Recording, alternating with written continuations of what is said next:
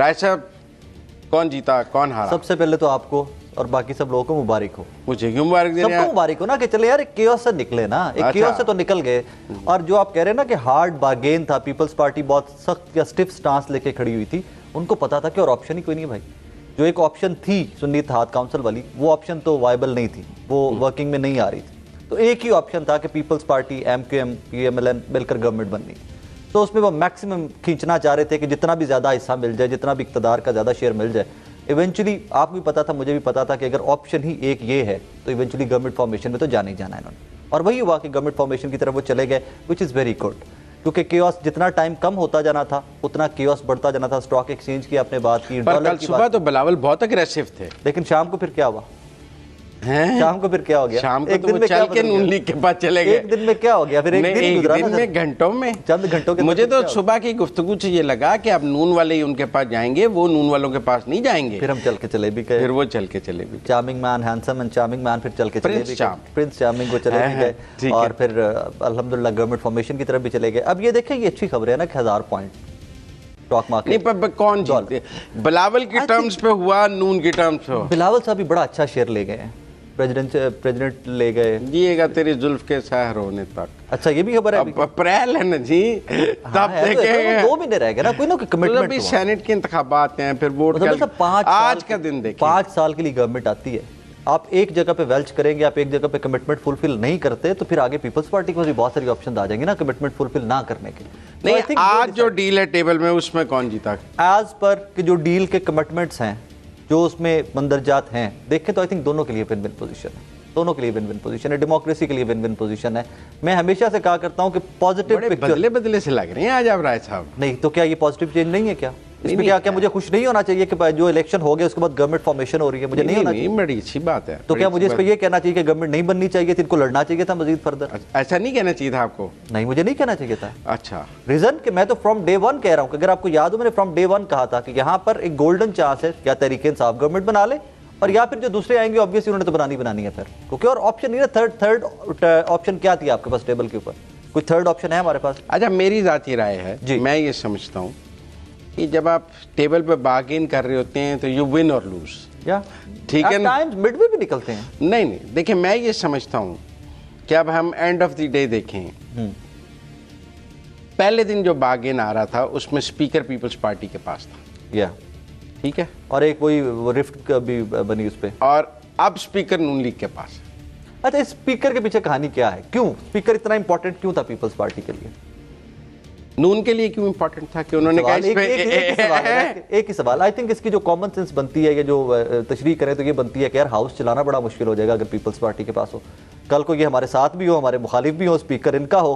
ہاں میرے خیال میں بلاول صاحب نے جو 2-3 دن میں پوزیشننگ کی نا, اس کے بعد چیزیں بہت کلیئر ہو گئی. اس میں نون لیگ کو یہ خطرہ پیدا ہو گیا کہ اگر یہ پوزیشننگ وہ پارلیمنٹ میں لیں گے اور اسپیکر بھی ان کا ہوگا تو وہ ہمارے لیے تو بہت ہی پرابلم ہو جائے گی, اور گورنمنٹ تو بولڈ ہی ہو جائے گی پارلیمنٹ میں. دوسری طرف لہٰذا میرا خیال ہے مسلم لیگ نون نے شاید کو بیان تو نہیں دیا, لیکن ٹیبل پہ یہ ٹرم ضرور رکھی کہ آپ ایک گورنر اور لے لیں, اسپیکر نہیں دیں گے. گورنر ایک اور لے لیں, گورنر ایک اور لے لیں, اسپیکر نہیں دیں گے. ٹھیک ہے, اور گورنر بھی 2 گئے نا, 2 گئے دونوں طرف. دیکھیں نا کوٹے میں سے ایک گیا. پہلے تو کہا تھا نا پنجاب کا نہیں دیں گے, ہاں ٹھیک ہے نا, پہلے تھا کہ پنجاب کا گورنر نہیں دے رہے, نہیں دیں گے.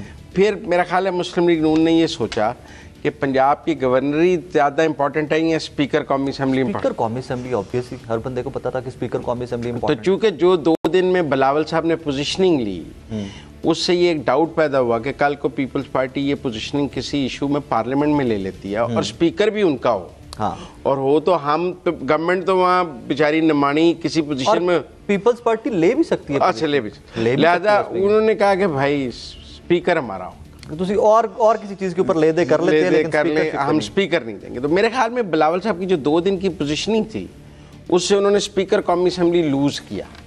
اچھا 2 دن کی پوزیشننگ میں پہلے یہ ہو سکتا تھا, ہاں ہو سکتا تھا, لیکن جو 2 دن کی ان کی پوزیشننگ تھی جو ہارڈ ہٹنگ تھی, اس نے نون کو بہت سارے ان خطرات سے کبھی کیا جن کو وہ پہلے نہیں اپنے ذہن میں رکھ رہے تھے کہ ایسا بھی ہو سکتا ہے. مائلیج لینا چاہ رہے تھے, جہاں پر وہ اس سے کچھ زیادہ کھینچنا چاہ رہے تھے وہاں پر الٹا نقصان کروا میرا یہ خیال ہے. دیکھیں اب میں بتاتا ہوں, لوگ کہتے ہیں صدر ان کا ہوگا, हाँ ठीक है ना, लेकिन आप अभी तक मुत्तफिक नहीं है उस बात? मैं इस पर मुझे कुछ इबाम है। ओके, उसकी इन्फॉर्मेशन बेस्ड क्या एनालिसिस? नहीं, दोनों आप देखें, सदर जो है ना बनाने का इख्तियार मुस्लिम लीग नून के पास नहीं है, सबके पास है, वोट पड़ेगा तो। अच्छा, अब उसमें देखें ना जी, ये देखना पड़ेगा कि पीटीआई के पास कौमी असेंबली में, सेनेट में, पंजाब में और केपी में वोट्स हों। हाँ, केपी 2/3 है, पंजाब में 40% है, कौमी असेंबली में वो 33% है, सेनेट में वो कितने परसेंट है, तो उतने ही प्रेसिडेंशियल वोट उनके पास हों। ठीक है, ठीक है। अब दूसरी तरफ मौलाना फजलुर रहमान होंगे, बहुत ज्यादा नहीं नुमाइंदगी। नहीं देखे ना जी, आधा बलूचिस्तान है उनके। हाँ, बलूचिस्तान, यस, बलूचिस्तान। और बलूचिस्तान के एक एमपीए का एक वोट है प्रेसिडेंशियल इलेक्शन में। पंजाब के तो 20 एमपीए मिलाकर एक वोट बनेगा, वहां पर एक एमपीए का एक वोट बनेगा।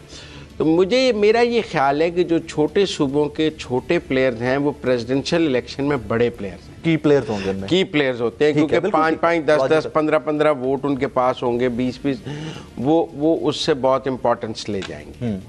और उस वक्त कंसेंसस के नाम पर भी मुझे कोई डाक। अच्छा, यहीं पर आप देख लीजिए ना कि फिर मौलाना का भी जो हार्ड स्टार्स है, उनको पता है कि फ्यूचर में क्या क्या क्या अनफोल्ड होना है और हमें हमारी कहाँ कहाँ पर जरूरत पड़नी है। देखें ना जी, मौलाना के पास बलूचिस्तान से सेनेटर आएंगे, मौलाना के पास बलूचिस्तान में वोट होंगे, सेनेट में होंगे, कौमी असेंबली में 6 वोट होंगे, 20 वोट लेके तो मौलाना प्रेसिडेंशियल इलेक्शन के बैठे होंगे।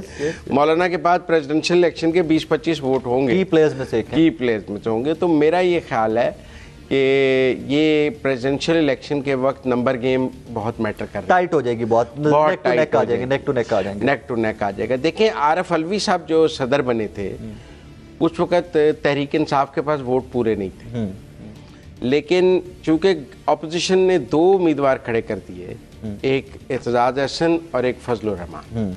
पीपल्स पार्टी ने एतजाज हसन को खड़ा कर दिया, मुस्लिम लीग नून ने कहा कि हमारे लिए एतजाज हसन को वोट देना मुमकिन नहीं है क्योंकि उन्होंने कलसूम और सबके खिलाफ बहुत बात की हुई थी। पीपल्स पार्टी को कहा कि आप कैंडिडेट रिप्लेस कर लें, आप यूसुफ रजा गिलानी कर लें, हम उसको वोट डाल देंगे।